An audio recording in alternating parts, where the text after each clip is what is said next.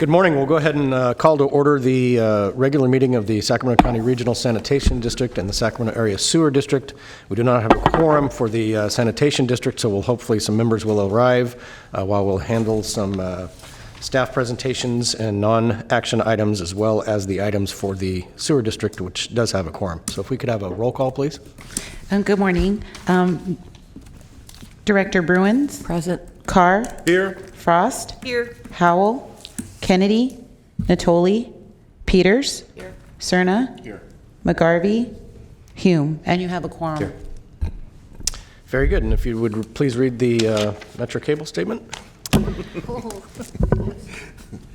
Do we do the flag salute before the Metro Cable statement? Okay, we'll start with the Pledge of Allegiance then. Please join Director Hansen. All rise. I pledge allegiance to the flag of the United States of America and to the republic for which it stands, one nation, under God, indivisible, with liberty and justice for all. This Okay. meeting of the Sacramento Regional County Sanitation and Sacramento Area Sewer Districts is being recorded and will be broadcast on Sunday, July 28th at 6 p.m. and Monday, July 29th at 2 p.m. on Metro Cable 14, the local government affairs channel on the Comcast, Consolidated Communications, and AT&T U-verse cable systems.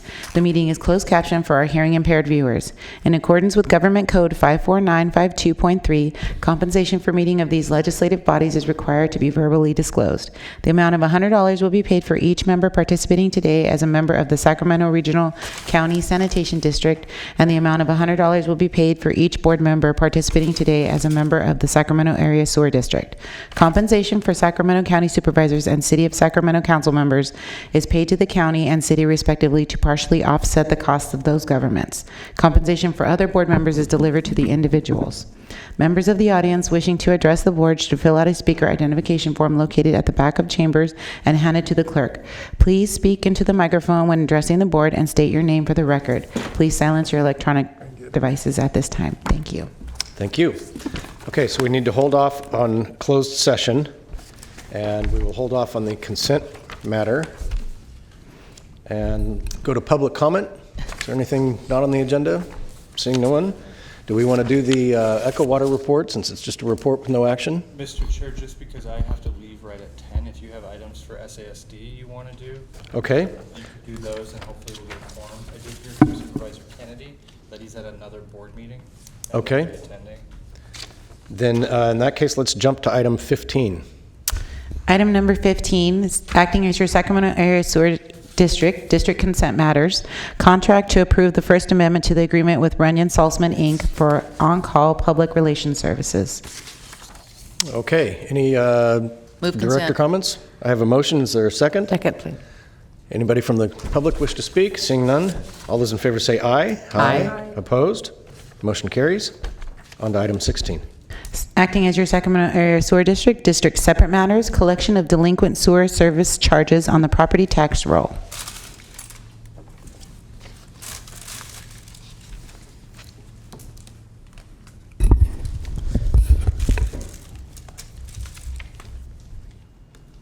I knew it had a control somewhere. Good morning. My name is Joe Mastretti. I'm the Chief Financial Officer for the Sacramento Sewer District. And as you recall, every time this time every year, we put our delinquent sewer charges on the tax roll. And if you look at the attachment that's in your packet for this item, you'll notice that the graph shows that there's approximately 2,000 fewer accounts that are delinquent this time compared with this time last year. So we have a good positive trend going, and we're looking forward to reducing that a little bit more in the future.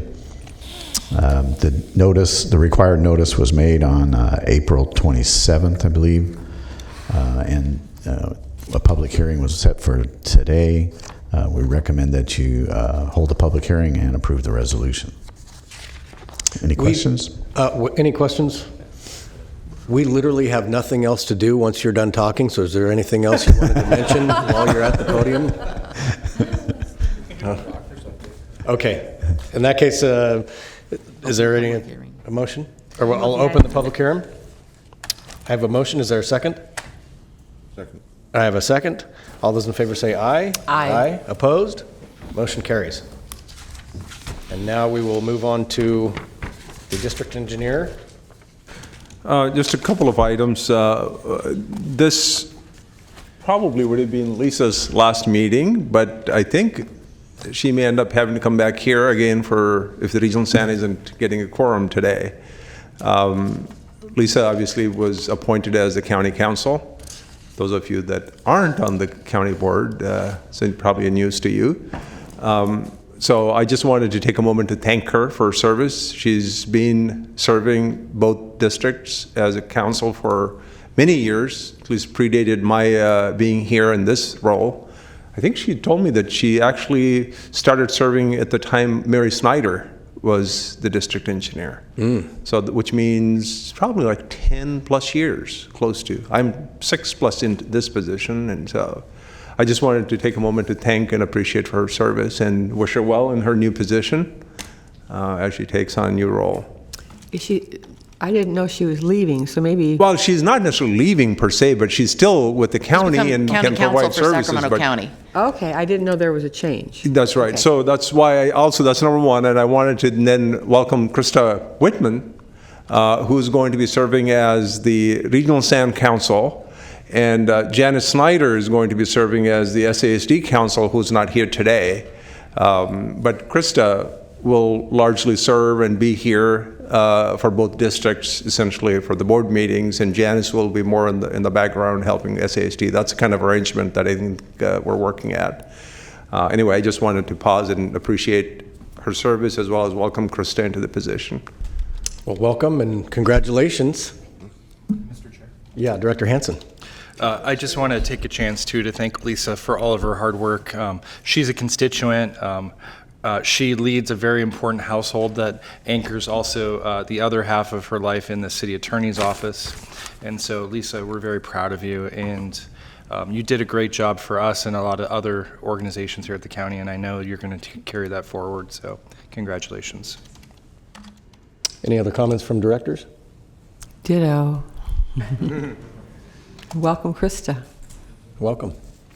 So that, and then I wanted to introduce Dave Ochnachek. So I mentioned to you that there's a lot of musical chairing going on in the district executive team because of the upcoming kind of retirements and so forth. So what is happening is Rosemary finished her 4-month assignment of being at the treatment plant, learning, what's happening at the treatment plant and ins and out.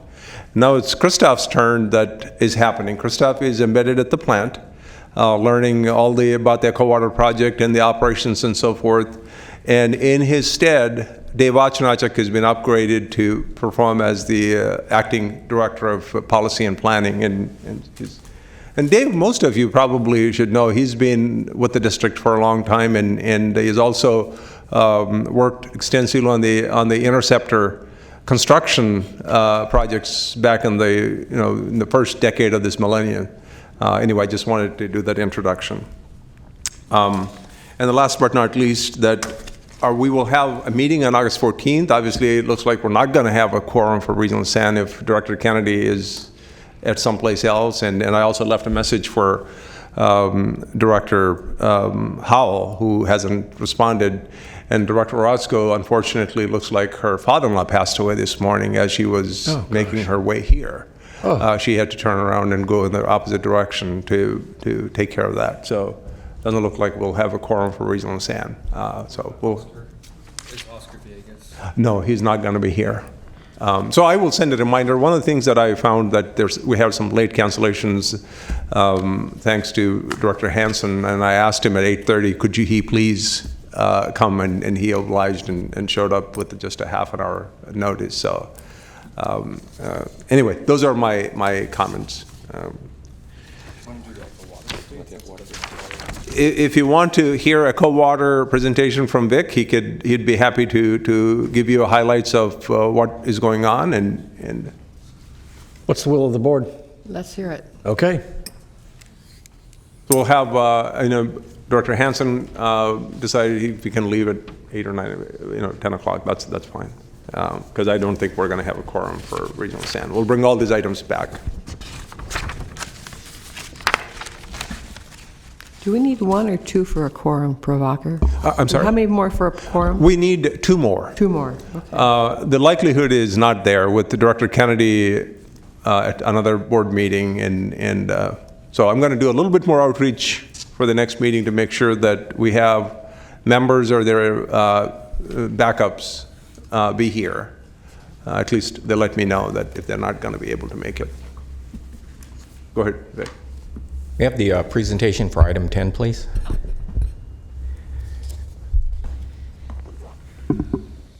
Good morning. I'm Vic Kiotani. I'm the program manager for the Ecowater project. And this is some update, a quarterly update for the Ecowater project. We'll just give an overview of the schedule and our progress, some financial information, and then go over some of the significant elements, some updates of the projects and some of the milestones. This is a summary of the program schedule. The green bars are the planning and design phases, and the blue and purple bars are construction and commissioning. So you can see the red lines where current date, and we have still 6 projects that are under construction, although a couple of them are nearing end of construction. The 2 largest projects, the biological nutrient removal and the tertiary treatment facilities, those are our core projects needed to meet our compliance dates. Those are fully underway. So this graphic shows linkages from some of the projects that we have with the 2 core projects. So you can see for the biological nutrient removal projects, we have 3 projects that are needed to complete the treatment process and make BNR functional. Those projects are actively under construction. Nitrifying side stream treatment, although it's a little bit behind, it is in the commissioning phase, and we expect that that'll be done within the next month and a half. So you can see we have the green bars after those projects are float in our program. So we're expecting that those projects will be done in ample time to not impact the biological nutrient removal project. And for the tertiary treatment facility projects, we've completed all the other projects that are linked. So that project is kind of out there on its own schedule. So this is a histogram of the program's cash flow. The dark bars are actual expenditures, and the lighter bars are projected expenditures. So we can see looking forward in this summer and the next summer, we're going to be ramping up construction, and that's the tertiary treatment project that is starting to really escalate construction activities. So this graphic shows our actual versus projected expenditures, and you can see we're still tracking below our projected expenditures. So right now the program budget is still in good shape.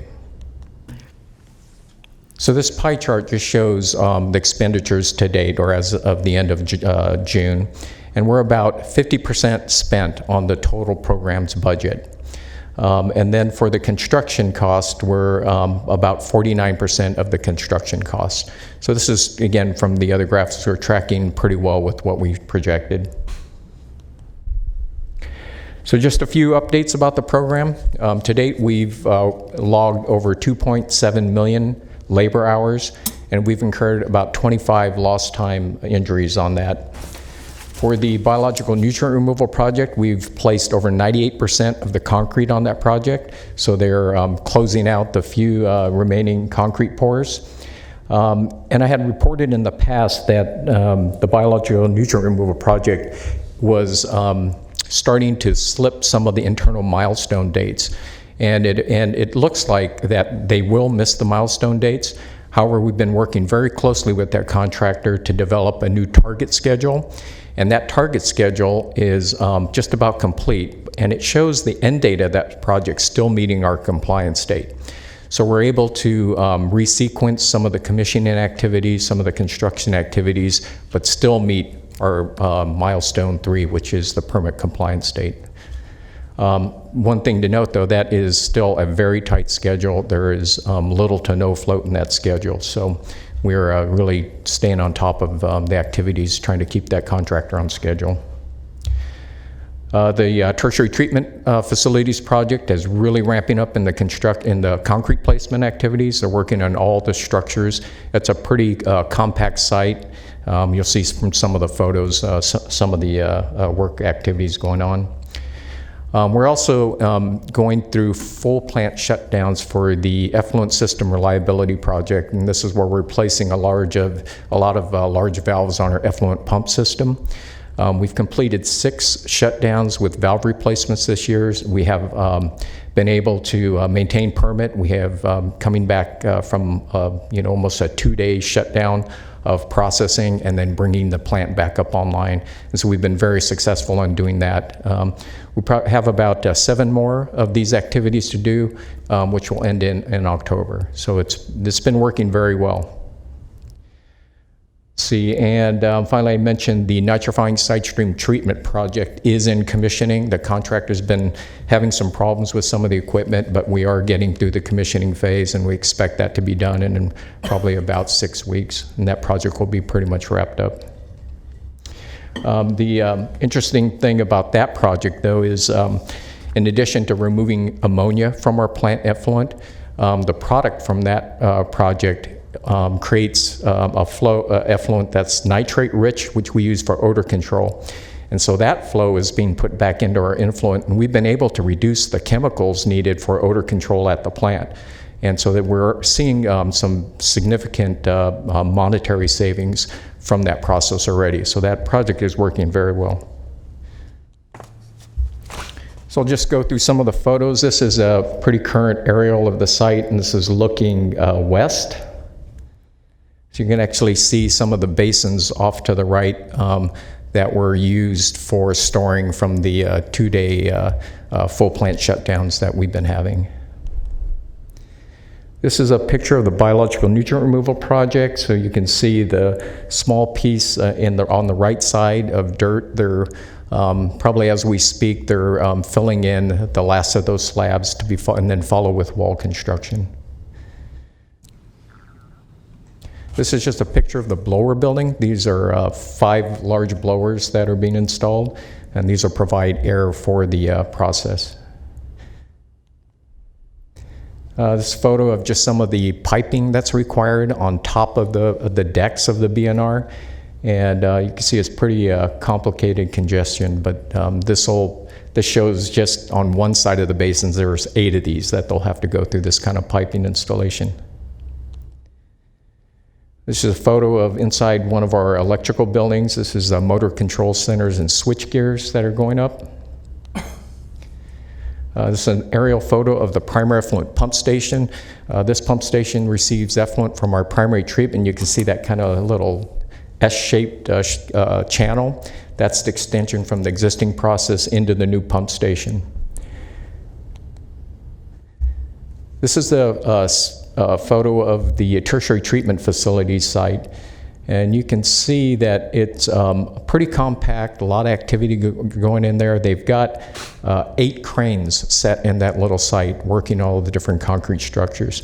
They're doing a very good job. Mm-hmm. This is a little bit closer photo of this, hard to tell, but this is going to be the pump station. And you can see up on the top where we have cut into one of our existing effluent channels. And that's where we'll be getting flows from the existing process into the filtration process.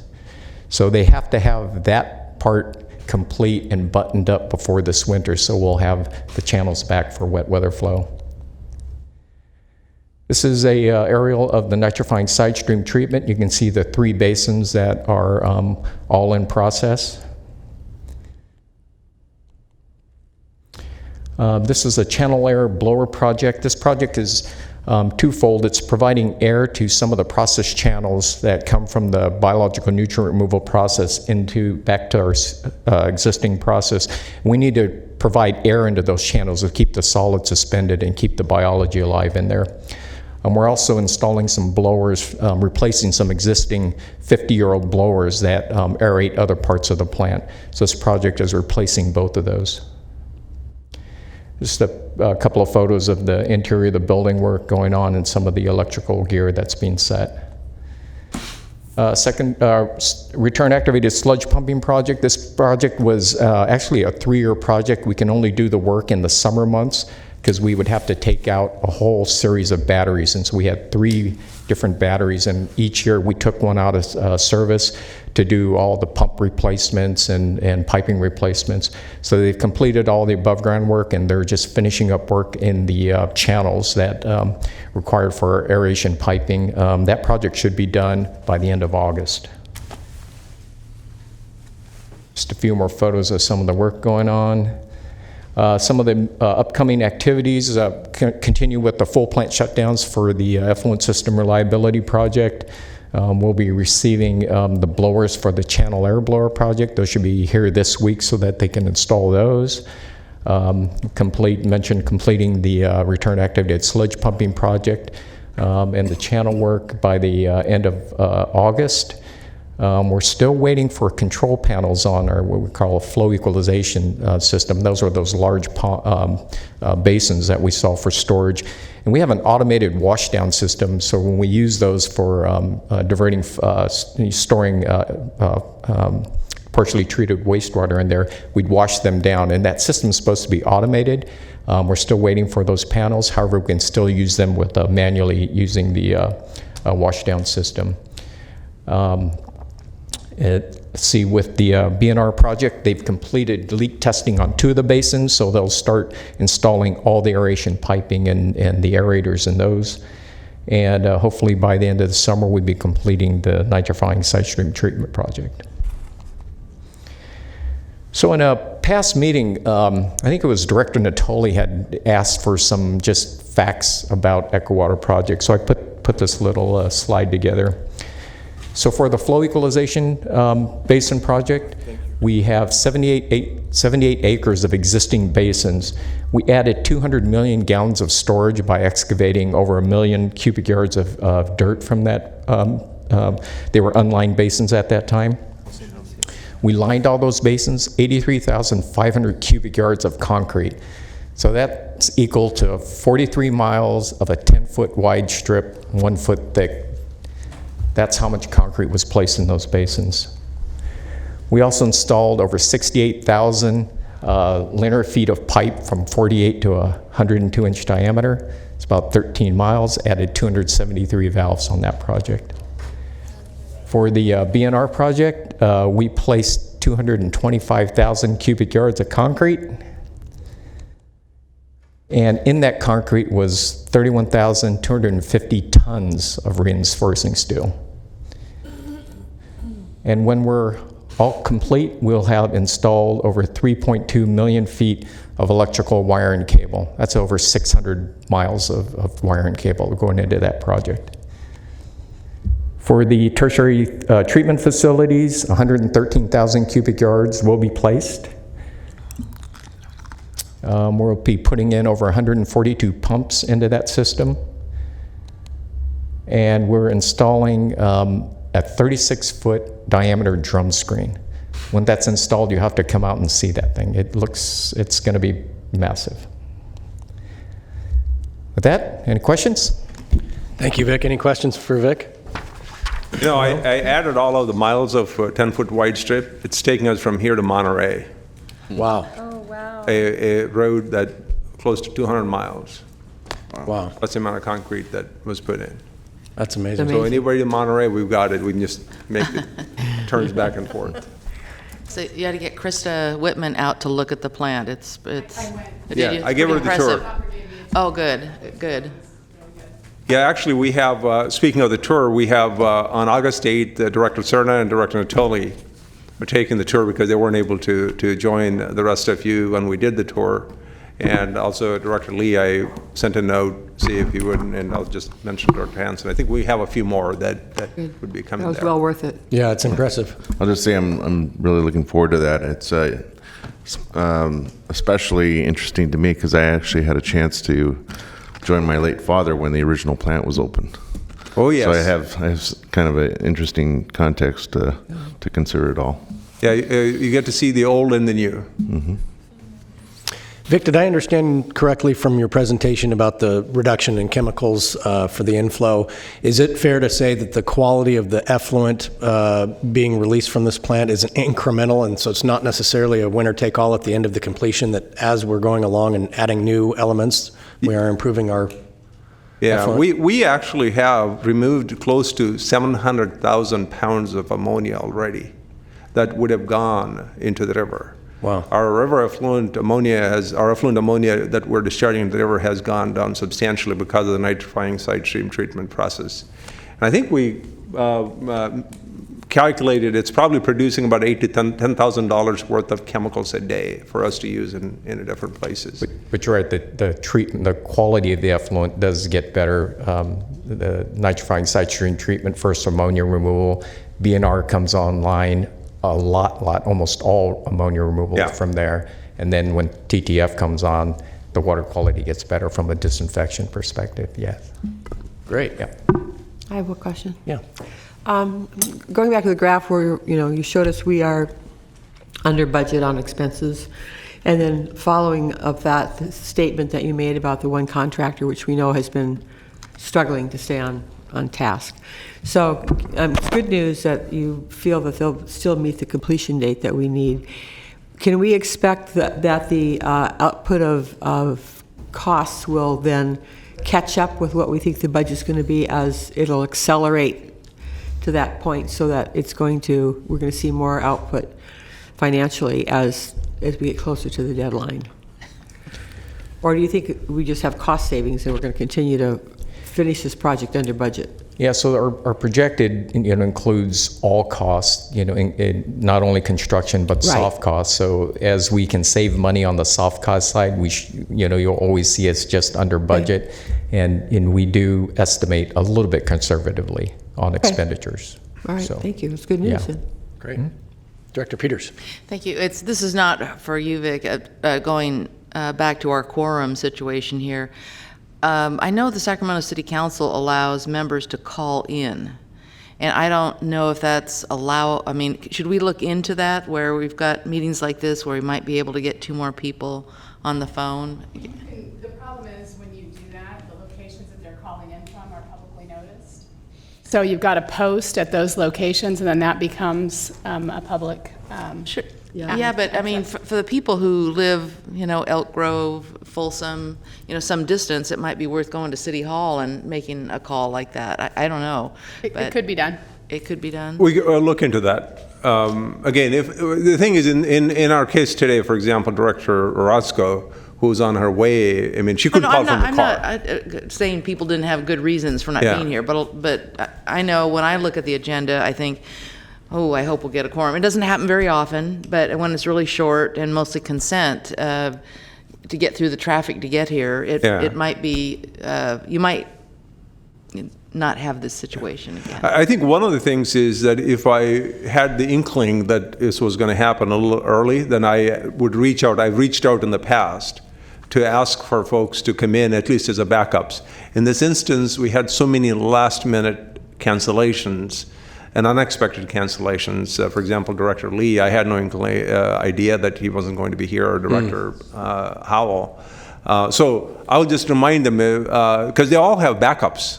I was just going to say. The alternates. And the alternates might want to make a phone call. I know it would be, if I live some distance, it would be more appealing to me. I would ask them, definitely will do more outreach to the members. Can I add on to that? So I know for SAFCA, at least for the Board of Supervisor members of that governing body, we can actually have our chiefs of staff or appointed staff people be there in our stead. Is there anything in our bylaws that or charter that prohibit us from having our staff here in the case of our absence? I don't know. I'd have to look into that. We might want the only one that I could think of, and I think Lisa, here she comes. She's here. Good. The answer to that is that the statute that created regional SAN does not allow for that. Right. So that's not a possibility for this board. Legislatively, it could definitely be changed, but currently it's not. And I think our legislative body, or no, the state. Oh, okay. Yeah, it says the Board of Supervisors of the county, and then the cities that are. So yeah. then There the is other- one other way to provision do when it, there's- Prabhakar, is, which would probably, maybe you'd run into the same problem, is some of the boards, like if I wasn't here, Supervisor Cerna and Takes the votes. takes the vote, they get my vote. Yeah, even I was going to answer that. So the only provision that in the statute that provides is if we have even number of the board members, the county board supervisor, the chair, gets 2 votes. Essentially, that's the only provision under which you can exercise double voting, and there's no other provision. And let me guess, that's by legislative fiat as well. Is that But legislative also? It is. It has to be the change by the legislative. Right. Although when that rule was written, it probably didn't anticipate, what have we got, 14 people on this board 15? now? 17. 17. Maybe it's worth running it back through over there with some alternatives. So- There may be so- other reasons. I think there are other issues that we may want to, especially, for example, the way the financial management, things like that, that we may want to run in the future legislation. So we can look at a bunch of other things to kind of put that together as one vehicle to accomplish all those things. Certainly, it's. I don't we'll think keep- it should be controversial. Yeah. I mean, I shouldn't have said that. You never know where things come from, right? So when you get Right, to the. but still, I think it's worth looking into on these large boards. Yeah. It's hard. I mean, for all fairness, we haven't had this situation, I think, in my 6-year-plus year term. This is the first time. We at least squeaked by so far. So I'll try to, Yeah, I'll we try should to probably not remind folks. overreact to one. Well, no, I'm not situation. suggesting that. I suggest that on all these boards that we sit on, that there ought to be some alternative methods in Yeah. case there's. Unfortunately for us, it's a very restrictive alternative that can be used. It can be addressed, however. Yeah. Thank you, appreciate that. Appreciate it. Okay, anything else for the good of the order? We stand adjourned. So regional sound items will come back next board meeting. It'll be a kind of a long board meeting. Are you going to, do you want these back? Yeah, it's a closed session, we will do that. Resend these, or should I Yeah, keep it? we'll resend those. I could take those.